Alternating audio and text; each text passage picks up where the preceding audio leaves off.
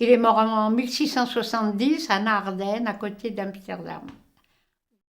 Avec Comenius, qui participe de ce grand bouillonnement intellectuel du XVIIe siècle, nous sommes aux racines mêmes du projet pédagogique moderne. Comenius, au fond, se pose une question à la fois très simple et très révolutionnaire. Il se demande comment faire en sorte que tous les hommes accèdent à tous les savoirs disponibles. C'est que des savoirs, il y en a partout sur la planète. Il y en a dans les bibliothèques, mais il y en a aussi dans les ateliers des artisans. Il y en a dans les manuscrits enfouis dans tel ou tel monastère. Alors comment faire en sorte que tout cela soit offert à tous? Eh bien, il faut recueillir tout cela dans un grand livre. D'où cette utopie extraordinaire, cette utopie éminemment contemporaine qui est de dire prenons tous les savoirs, organisons-les, classons-les, proposons-les par ordre de complexité croissante pour que les gens, même s'ils sont ignorants, puissent rentrer dans la complexité de ces choses-là et offrons ainsi aux hommes un panorama complet de ce que les hommes savent. C'est l'homme de ma vie, j'ai vécu avec lui plus de 40 ans, donc c'est presque des noces d'or. C'est un génie universel.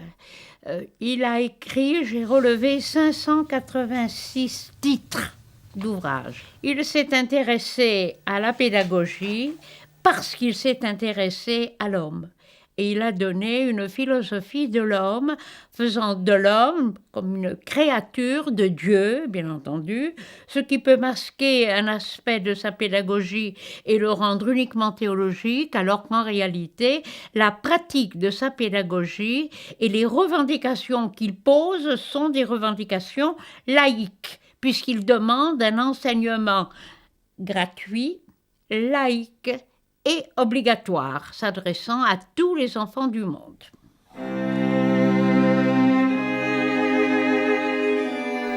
Jean Amos Komensky, dit Comenius de son nom latin, né en 1592 en Moravie.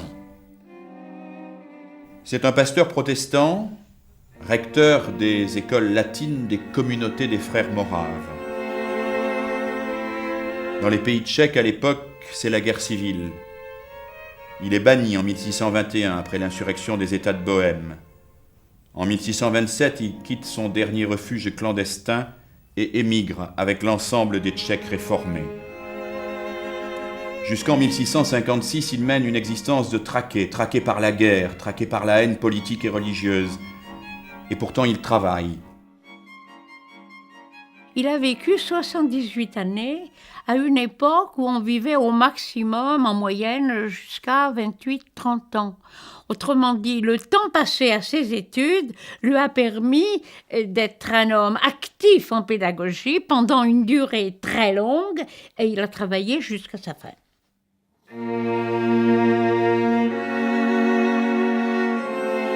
On ne peut pas comprendre la pédagogie de Comenius si on ne l'inscrit pas dans la tradition protestante. La tradition protestante, c'est-à-dire la tradition de celui qui proteste contre la toute-puissance du clerc, la toute-puissance du clerc catholique, qui est le seul à avoir accès directement au texte, directement à la Bible, directement à l'interprétation de la Bible qu'il impose aux fidèles. Quand on veut former un scribe dans l'Antiquité, quand on veut former un prêtre à l'époque chrétienne, on a affaire à un savoir qui est étroitement délimité et dans lequel même il y a un interdit sur ce qui est en dehors du corpus qui est défini. Alors que dans la perspective humaniste, on prétend, parce qu'on pouvait encore avoir cette illusion, accéder à la totalité du savoir, d'où l'importance accordée à l'enseignement vivant. Il ne voulait plus de ce quelque chose qui était trop souvent un genre d'école coranique à la chrétienne, qui existait en Europe à cette époque-là. Mais ce qui caractérise Comenius, c'est qu'il n'est pas seulement un philosophe de l'éducation, ce n'est pas seulement un concepteur, un généraliste, c'est aussi quelqu'un qui rentre dans le détail et qui élabore un véritable système d'une très grande précision pour l'enseignement de toutes les disciplines de son temps. C'est le premier à inventer ce qu'on pourrait appeler l'école maternelle, c'est le premier à inventer les manuels scolaires et à présenter des manuels scolaires, un par classe, un par niveau, un par discipline. Et puis Comenius aussi, c'est quelqu'un qui insiste beaucoup sur le travail personnel de l'élève. Déjà, dit-il, les élèves travaillent trop. Il propose qu'on limite leurs heures de cours à 4 heures par jour. Et sur les 4 heures par jour, il propose qu'il n'y ait qu'un quart d'heure d'exposé magistral le matin et un quart d'heure l'après-midi. Le reste du temps, dit-il, les élèves doivent travailler à consulter des documents, travailler à faire des exercices, travailler à s'entraîner et à s'interroger réciproquement. Je l'ai pas déjà eu, c'est quoi, c'est pour moi? Non mais c'est nouveau. Les élèves se regroupent généralement par 3 parce qu'on a trouvé que c'était le chiffre le plus équilibré. Ils choisissent un thème. Ce thème, ils vont le développer en recherche, production, et nous allons donc évaluer cette production. C'est ce qu'on appelle les travaux personnels encadrés. Ça parle jamais du Pérou. Non. Cette carte, on la prend ou pas? Non, elle est nulle.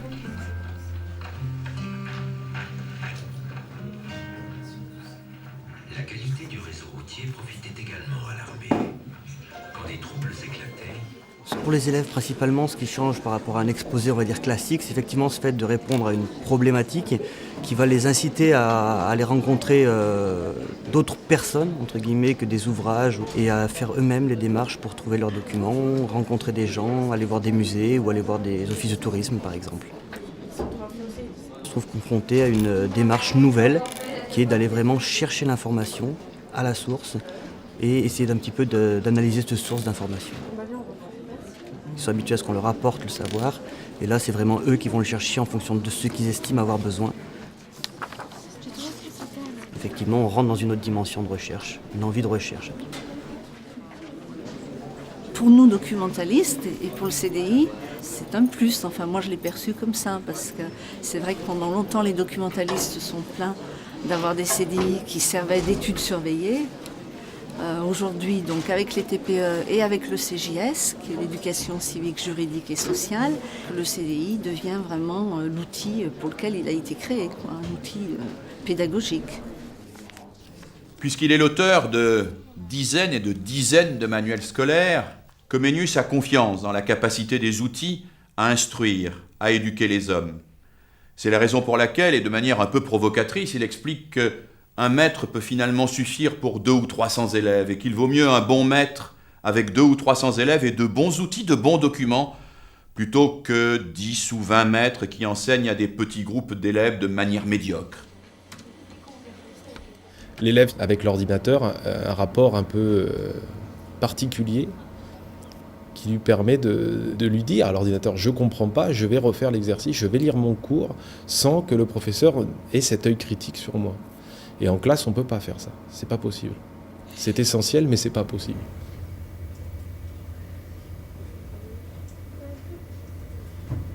Les mathématiques, comme toute autre matière, c'est une base de données, d'exercices, de savoir. Et les enfants, notamment au collège, ne savent absolument pas utiliser un livre et ne savent pas comment naviguer dans un livre. Pour prendre l'exemple là du programme que nous on utilise en mathématiques, l'idée étant de faire un logiciel qui donc marche actuellement sur un site internet. On va apprendre aux élèves à naviguer dans ces données. Le logiciel va les guider. Les programmes en fait de collège sont réunis à l'intérieur du logiciel. L'enfant a son parcours, ses exercices, il travaille le thème qu'il veut. Et donc on est vraiment là dans une individualisation de l'enseignement qu'on lui fournit. C'est tout simplement un outil de plus qui va donc permettre cette pédagogie différenciée. L'assistant du prof, l'assistant de l'élève, le multimédia qui va se mettre au service de l'enseignement. Comenius a développé une pédagogie vivante dans laquelle on demande autre chose à l'effort du maître. Parce qu'il n'est pas du tout éliminé dans cette affaire, il est au contraire requis. Parce que l'enfant tout seul avec son matériel pédagogique, il ne peut rien en faire. Il faut absolument l'intervention d'un pédagogue, ce qui veut dire conducteur de l'enfance. Il faut absolument que vous sachiez exactement ce que vous cherchez. C'est beaucoup trop vaste. Alors moi, ce que je vous conseille de faire, c'est déjà de regarder sur des bouquins, parce que vous avez déjà une sélection, et vous pourrez revenir à Internet. On essaie surtout de les mettre en garde contre les écueils de l'instrument et de ce côté brillant, justement, parce qu'ils se disent on va trouver pratiquement du prêt à exposer comme on trouve du prêt-à-porter, quoi. Alors, non, comme Ménus. Mais. IUS. Comenius pédagogue, tiens, mais ça. On va vers le risque, évidemment, d'une perte de pertinence, je dirais. Et ça, c'est vraiment un petit peu le problème aujourd'hui de l'Internet. Parce que c'est une ouverture, c'est incontestable, mais les mots disent bien ce qu'ils disent. Hein. Quand on dit surfer, surfer, c'est pas voyager. Surfer, c'est pas naviguer. C'est quoi ça? Le matin, c'est en espagnol, on s'amuse aussi pour trouver le bon site. Mais vas-y, va en français, ça on t'entend. Mais non, après on va devoir tout traduire. Aujourd'hui, il y a de l'information qui circule partout dans le monde et nous ne pouvons plus espérer construire la grande didactique de notre temps. Alors que pouvons-nous espérer construire? Peut-être une métadidactique, un mode d'emploi, une méthode, une manière de s'y retrouver dans ce labyrinthe extraordinaire.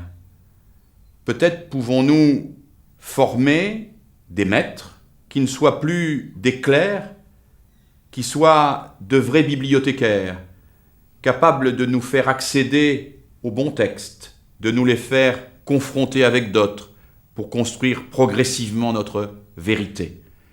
Et peut-être qu'alors, comme le voulait Comenius, l'école deviendra un véritable atelier d'humanité. 2 lettres à 0.